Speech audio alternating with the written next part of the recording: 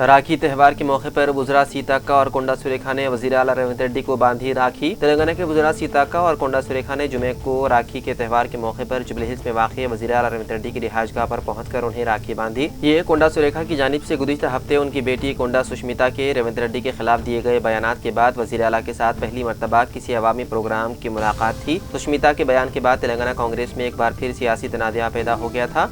ये तनाज़ा उस वक्त शुरू हुआ जब रेवंत रेड्डी ने अवामी तौर पर पारकल के मौजूदा रुकन असम्बली रेवरी प्रकाश रेड्डी की हिमायत करते हुए आइंदा इंतखाबात में उन्हें वोट देने की अपील की थी। कोंडा कैंप गुज़िश्ता कई माह से सुष्मिता को पारकल हल्के से मुमकिन उम्मीदवार के तौर पर पेश कर रहा था, जिसके बायस रेवंत रेड्डी के बयान पर एतराज़ किया गया। उसके बाद सुष्मिता ने ऐलान किया कि वो कांग्रेस का टिकट मिले या ना मिले पारकल से इंतखाब लड़ेंगी। उन्होंने उम्मीदवारों के इंतखाब में वज़ीर आला के इख्तियार पर भी सवाल उठाया था। सुष्मिता के बयान के बाद कांग्रेस के रुकन पार्लियामेंट और तेलंगाना प्रदेश कांग्रेस कमेटी की तादीबी कमेटी के चेयरमैन मल्लू रवि ने कोंडा सुरेखा को नोटिस जारी करते हुए 3 दिन के अंदर वजाहत तलब की थी। बाददा कोंडा सुरेखा ने तादीबी कमेटी को बताया कि उनकी बेटी के बयानात ज़ाती नौयत के थे और उनका उनके अपने सियासी मौक़िफ़ से कोई ताल्लुक़ नहीं था। जुमे को राखी पूर्णिमा के मौके पर कोंडा सुरेखा और रेवंत रेड्डी की मुलाकात मज़कूरा तनाज़े के बाद पहली मरतबा किसी अवामी सतह पर हुई। सीताक्का के साथ कोंडा सुरेखा ने वज़ीर आला की सरकारी रिहाइशगाह पर उन्हें राखी बांधी। अगरचे राखी के त्यौहार के मौके पर दोनों रहनुमाओं ने रिवायती तौर पर एक साथ शिरकत की, ताहम पारकल असम्बली हल्के के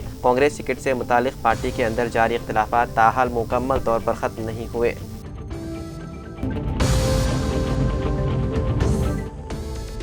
हैदराबाद के इलाके खानामेट इज्जत नगर में जुमेरात को एक 32 साला खातून अपने मकान में पंखे से लटकी हुई पाई गई। ये इलाका सेलिंगमपल्ली पुलिस स्टेशन हदूद में आता है। पुलिस के मुताबिक मुतवफ़्फ़िया की शनाख्त सुनीता नायक उर्फ सोनी के तौर पर हुई है। पुलिस ने बताया है कि सुनीता गुज़िश्ता तकरीबन 6 बरस से अपने शोहर धर्मेंद्र कुमार के साथ मज़कूरा मकान में रह रही थी। दोनों की शादी तकरीबन 10 साल कबल हुई थी और उनकी कोई औलाद नहीं थी। बताया गया है कि सुनीता धर्मेंद्र की दूसरी अहलिया थी।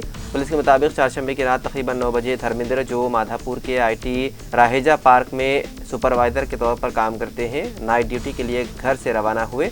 जुमेरात की दोपहर तकरीबन 12:30 बजे मकान के मालिक रक्ताबू भारती ने धर्मेंद्र को फ़ोन करके बताया कि सुनीता दरवाज़ा नहीं खोल रही है और फ़ोन कॉल्स का भी जवाब नहीं दे रही है। इतला मिलते ही धर्मेंद्र फौरी तौर पर घर वापस पहुंचे। अंदर से कोई जवाब न मिलने पर उन्होंने मकान के मालिक और 2 दीगर अफराद के साथ मिलकर दरवाज़ा खोला और अंदर दाखिल हुए। वहाँ बेडरूम में सुनीता साड़ी के जरिए पंखे से लटकी हुई पाई गई। पुलिस के मुताबिक वाक़े के वक्त घर में कोई और शख्स मौजूद नहीं था। पुलिस ने नाश को ज़रूरी कार्रवाई के लिए मुंतकिल कर दिया और खातून की मौत की हालत का पता लगाने के लिए मज़ीद तहक़ीक़ात की जा रही है।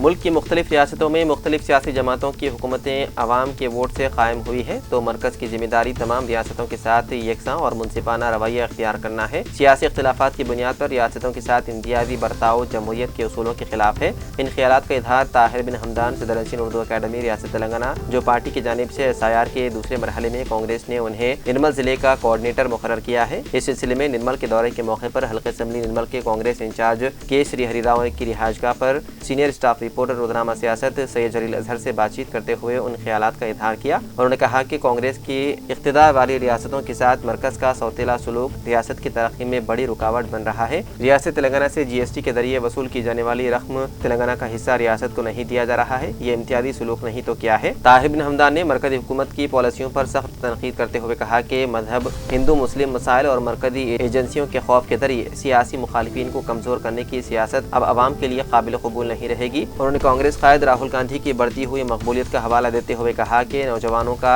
बड़ी तादाद में सड़कों पर आना और मुख्तलिफ अवामी मसाइल पर आवाज़ बुलंद करना इस बात की अलामत है कि नई नस्ल अपने बुनियादी मसाइल के बारे में संजीदा है, बल्कि बहुत जल्द मरकजी हुकूमत की घर वापसी यकीनी नजर आ रही है। मुल्क का हर तबका बेजार हो चुका है।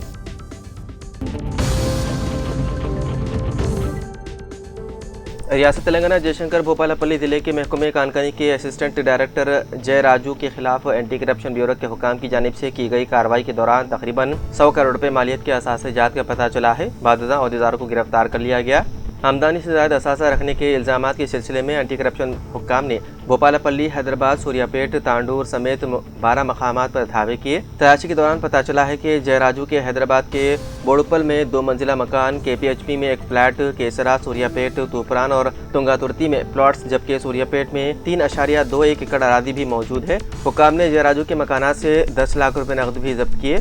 इस दौरान 71 लाख रुपए के बैंक बैलेंस का भी इंकशाफ हुआ है और आधा किलो सोना भी बरामद हुआ है। यह भी पता चला है कि ड्राइवर को मुख्तलिफ मौके पर 24 लाख रुपए मुंतकिल किए गए थे। ड्राइवर ने हुकाम को बताया है कि रेत की नकलो हमल के सिलसिले में वसूल की जाने वाली मामूल रकम जयराजू अपने बैंक अकाउंट में मुंतकिल करवाते थे। ड्राइवर के मुताबिक बाददा ये रकम जयराजू की बेटी को मुंतकिल की जाती थी। ये बात काबिल जिक्र है कि जयराजू को हाल ही में बेहतरीन ओहदेदार के तौर पर अवार्ड से नवाजा गया था।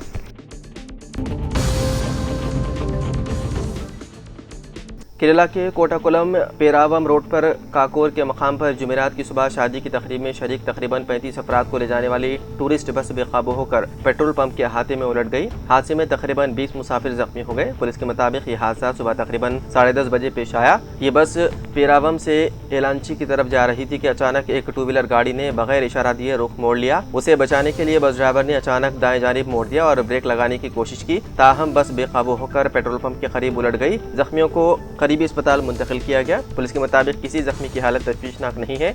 मुकामी अफराद और पुलिस के मुताबिक बस पेट्रोल पंप के करीब निस्फ एक छोटे कंक्रीट के सुतून से टकराने के बाद उलट गई। खुशकिस्मती से बस ने पेट्रोल डिस्पेंसर, ईंधन भरवा रही एक कार और एक दूसरी 2 व्हीलर गाड़ी को बाल बाल बचा लिया। अगर बस पेट्रोल डिस्पेंसर से टकरा जाती तो बड़े पैमाने पर आग लगने का खतरा पैदा हो जाता था।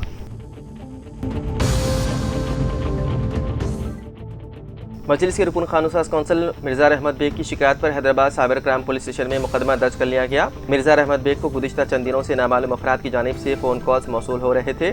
फ़ोन करने वाले अफराद उन्हें धमकी दे रहे थे कि अगर उनकी जानिब से मांगी गई रकम अदा नहीं की गई तो उनके डीप फेक और एडिट की गई तस्वीर और वीडियोस वायरल की जाएंगी। मुलजिमीन ने कई मरतबा फ़ोन करके कहा कि रकम अदा न करने की सूरत में उनके ख़ानदान की इज़्ज़त व वक़ार के साथ साथ उन्हें सियासी तौर पर भी मुश्किलात का सामना करना पड़ेगा। उन धमकियों के बाद MLC ने पुलिस से रुजू किया, जिस पर जुमेरात के रोज़ मुकदमा दर्ज कर लिया गया। फ़ोन करने वाले अफराद कौन हैं, इस जाविये से पुलिस ने तहकीकात शुरू कर दी। पुलिस फ़ोन नंबर्स और दीगर तकनीकी शवाहिद की मदद से मुलजिमीन की शिनाख्त करने की कोशिश कर रही है।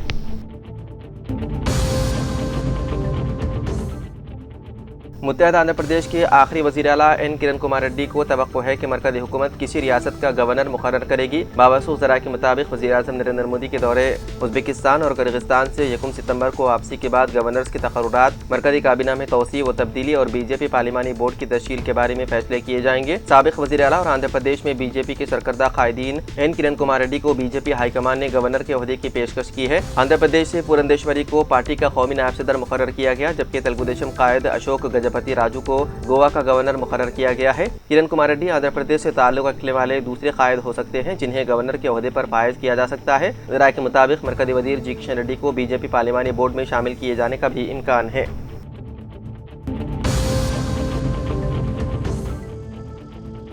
जामिया निज़ामिया के तहत मौकूफ़ा जायदाद के तहफ़्फ़ुज़ के सिलसिले में चीफ एग्जीक्यूटिव ऑफिसर वक्फ बोर्ड जनाब मोहम्मद असदुल्ला से मुलाकात के लिए हज हाउस पहुँचने वाले वफ़द के साथ होने वाली बदतमीज़ी के खिलाफ वफ़द ने शदीद एहतजाज करते हुए कहा कि उन्हें CEO वक्फ बोर्ड से मुलाकात से रोक दिया गया और ये कहा गया कि CEO की आवाम से मुलाकात के औकात 3 से 4 बजे से पहर और उस वक्त ही उनसे मुलाकात मुमकिन हो सकती है। चीफ एग्जीक्यूटिव ऑफिसर, जो कि इस हंगामाराई के दौरान अपने दफ्तर में मौजूद नहीं थे, की आमद की इत्तला मौसूल होते ही वफ़द के जिम्मेदार हज हाउस की ज़ेर मंजिल पर पहुँचे, लेकिन हंगामाराई की इत्तला के साथ ही CEO वक्फ बोर्ड, जो कि हज हाउस पहुंचे थे, वापस रवाना हो गए। बताया जाता है कि जामिया निज़ामिया की जायदाद के तहफ़्फ़ुज़ के मामले में वक्फ बोर्ड के जिम्मेदारों से इस्तिफ़सार करने के लिए पहुंचने वाली जॉइंट एक्शन कमेटी के जिम्मेदारों ने तहरीरी याददाश्त हवाले की और मुतालबा किया कि सर्वे नंबर 83-1 में मौजूद मौकूफ़ अरादी के तहफ़्फ़ुज़ के सिलसिले में वक्फ बोर्ड की जानिब से किए जाने वाले इक़दामात से उन्हें वाकिफ़ करवाया जाए।